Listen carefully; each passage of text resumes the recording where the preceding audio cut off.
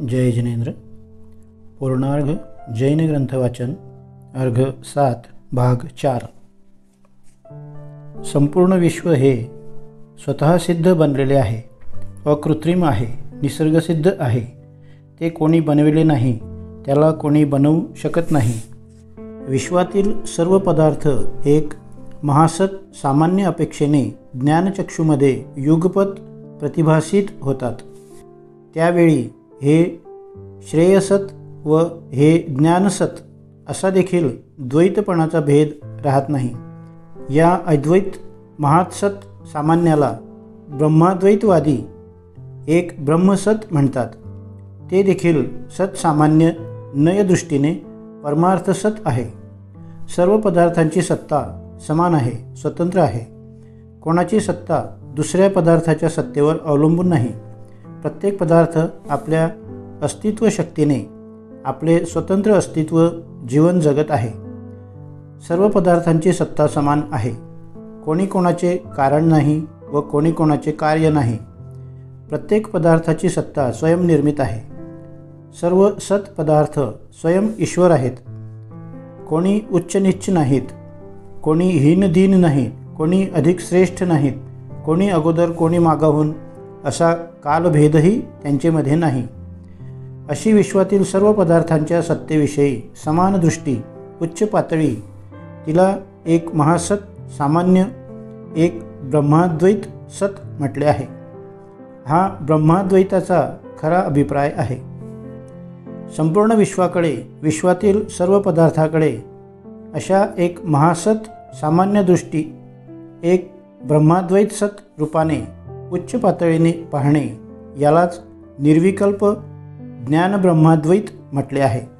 यातच अखिल श्रेय ब्रह्माचे व अखिल ज्ञान ब्रह्माचे खरे सौंदर्य भरले आहे।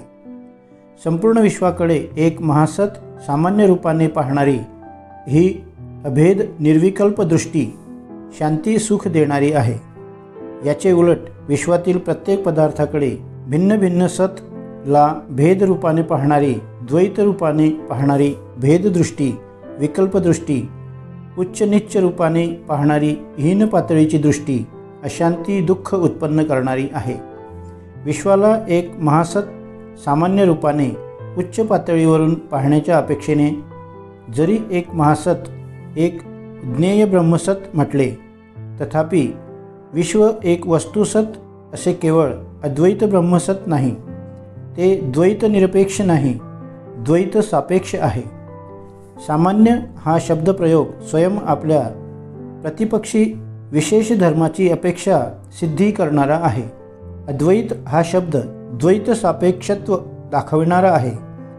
जगात जर द्वैतत्व वस्तुनिष्ठ नसते तर त्याला अद्वैत विशेषण देखील देण्याचे काय प्रयोजन? द्वैतत्व वस्तुनिष्ठ मानल्याशिवाय अद्वैत हा शब्दप्रयोग आपले अद्वैतत्वच सिद्ध करू शकत नाही। द्वैतामध्ये राहणारे अद्वैतच आपले अद्वैतत्व सिद्ध करण्यास असमर्थ होऊ शकते। अद्वैत सतला सामान्य सत व द्वैत सतला विशेष सत ही दुसरी संज्ञा आहे। अशेष विशेषनिष्ठम ही सामान्यम, जे आपल्या संपूर्ण विशेषमध्ये व्यापून असते त्यालाच सामान्य म्हणतात। विशेष निरपेक्षम सामान्यम स्वपुष्पवत, विशेष विरहित सामान्य हे आकाशपुष्पाप्रमाणे असत म्हटले जाते। यावरून विश्व हे एक वस्तुसत केवळ अद्वैत रूप नसून द्वैत रूप अनेक वस्तुसत विशेषांच्या समूहालाच विश्व अर्थात महासत सामान्य असे एक समुच्चय दर्शन नाव दिले आहे। विश्वातील प्रत्येक पदार्थ स्वतंत्र भिन्न भिन्न सत आहे। स्वयंनिर्मित अकृत्रिम आहे, स्वयं ईश्वर आहे, स्वयं सत स्वरूप आहे, स्वाधीन स्वतंत्र आहे, पराधीन परतंत्र नाही। एका पदार्थसतच्या दुसऱ्या पदार्थसतमध्ये अत्यंत अभाव आहे। एका सतचा दुसऱ्या सतमध्ये प्रवेश होऊ शकत नाही। एक सत दुसऱ्या सतचे कारण नाही, एक सत दुसऱ्या सतचे कार्य नाही। अन्य अचिंत्य ईश्वर नामक शक्ती मानून त्याचे अधीन विश्वाची सृष्टी स्थिती लय मानणे हा खरा ईश्वर कर्तृत्ववाद नसून प्रत्येक वस्तू ईश्वर आहे. तो आपली पर्याय सृष्टी निर्माण करण्यास स्वयमेव समर्थ आहे. स्वाधीन स्वतंत्र आहे, पराधीन परतंत्र नाही. हा खरा ईश्वर कर्तृत्ववाद आहे. प्रत्येक वस्तूचे स्वतंत्र अस्तित्व हे त्याचे स्वतःसिद्ध लक्षण आहे. प्रत्येक वस्तू आपल्या अस्तित्व शक्तीने आपले स्वतंत्र अस्तित्व जीवन जगत आहे. ज्या अर्थी प्रत्येक वस्तू स्वतःसिद्ध अकृत्रिम आहे, त्या अर्थी ती ध्रुव अनादि निधन आहे. असतचा कधीही उत्पाद होत नाही, सतचा कधीही नाश होत नाही. वस्तूमध्ये जो परिणमनपणा दिसून येतो तो त्याच्या आकारामध्ये, त्याच्या पर्यायामध्ये दिसून येतो. वस्तू पर्याय अपेक्षेने परिणमनशील व द्रव्यधर्म गुणधर्म अपेक्षेने ध्रुव शाश्वत अपरिणमनशील असे वस्तूचे विचित्र परस्पर विरुद्ध उभयधर्मात्मक अनेकांतात्मक स्वरूप आहे. वस्तूचे पर्याय रूपाने परिणमन आपल्या स्वद्रव्य शक्ती सामर्थ्यात होते. म्हणून वस्तू स्वसहाय्य आहे, परसहाय्य सापेक्ष, अन्य ईश्वराधीन पराधीन परतंत्र नाही. यद्यपि वस्तूंचे परिणमन होताना तदनुकूल निमित्तभूत अन्य पदार्थाचा संयोग हा आवश्यक असतो, तथापि तो निमित्तभूत अन्य वस्तू आपले परिणमन कार्य आपल्या शक्ती सामर्थ्याने आपल्या प्रदेश क्षेत्र मर्यादेमध्ये करते. त्यावेळी निमित्तभूत अन्य वस्तू आपले परिणमन कार्य आपल्या प्रदेश क्षेत्र मर्यादेमध्ये करते. एक वस्तू आपल्या प्रदेश क्षेत्र मर्यादा ओलांडून अन्य वस्तूच्या प्रदेश क्षेत्रामध्ये प्रवेश अतिक्रमण करून अन्य द्रव्याच्या परिणमन कार्यामध्ये किंचित मात्र देखील सहकार्य करू शकत नाही. दोन्ही पदार्थ आपापली अर्थक्रिया आपापल्या प्रदेश क्षेत्रामध्ये समानकालीन करीत असतात. त्यावेळी त्याचा सहज निमित्त नैमित्तिक संबंध लोकव्यवहारामध्ये उपचाराने म्हटला जातो. याशिवाय लोकव्यवहार चालत नाही. लोकव्यवहारात चालण्यासाठी प्रयोजनवश कुंभकाराने घट बनविला असे आपण म्हणतो. तसे उपचाराने लोकव्यवहार भाषेने म्हणणे चुकीचे मिथ्या नाही. पण तात्विक दृष्टीने तसे समजणे किंवा मानणे ही तत्वसिद्धांताची भूल आहे, ती मिथ्या मान्यता आहे. कुंभकार गट करण्याची बुद्धी इच्छा करतो व तदनुकूल आपले हातपाय हलविण्याचा प्रयत्नही करतो, पण त्याचे सर्व व्यापार आपल्या क्षेत्रमर्यादेतच होतात. घटाच्या क्षेत्रमर्यादेत तो प्रवेश करू शकत नाही. घटरूप परिणमण्याचे कार्य माती आपल्या स्वयंसिद्ध शक्ती सामर्थ्याने कुंभकाराच्या बुद्धी इच्छा यांच्या सान्निध्यात संयोगात स्वयमेव करते. असा वस्तूचा वस्तुगत स्वतःसिद्ध स्वभाव आहे. स्थूलदृष्टीने व्यवहारदृष्टीने कुंभकाराने घट बनविला असे आपणास वाटते व तसा लोकव्यवहारही होता. पण वास्तविक सूक्ष्म तात्विक दृष्टीने विचार केला तर कुंभकार व माती दोन्ही आपापल्या क्षेत्रमर्यादेत आपापले काम करतात.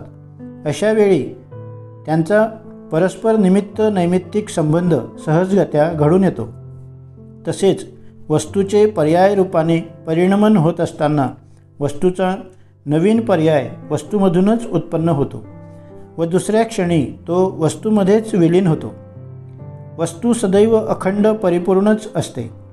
पूर्वपर्याय नष्ट होतो, तो वस्तूतून बाहेर जात नाही. वस्तूमध्ये घट होत नाही किंवा नवीन पर्याय उत्पन्न होतो, तो वस्तूमध्ये बाहेरून येत नाही. वस्तूमध्ये वाढ होत नाही. समुद्राच्या पाण्यामध्ये लाट उत्पन्न होते व ती समुद्राच्या पाण्यातच पुन्हा विलीन होऊन जाते. त्याप्रमाणे वस्तूमधील प्रत्येक पर्याय वस्तूमधूनच उत्पन्न होतो व दुसऱ्या क्षणी वस्तूमध्येच विलीन होतो. याप्रमाणे पर्याय रूपाने परिणमन होत असताना देखील द्रव्य सदैव अखंड परिपूर्णच असते. भूतानागत वर्तमान पर्यायाणाम अविभ्राट भावसंबंधो द्रव्यम. सर्व भूत भविष्य वर्तमान त्रिकालवर्ती पर्यायांचा अभिन्न अखंड पिंड त्याला द्रव्य म्हटले आहे. प्रत्येक वस्तू अद्वैत अखंड आहे, स्वाधीन स्वतंत्र आहे. प्रत्येक वस्तूचे अस्तित्व समान आहे. याप्रमाणे वस्तूचा साम्यवाद व स्वातंत्र्यवाद स्थापन करणे हा जैन तत्त्वज्ञानाचा प्राण आहे.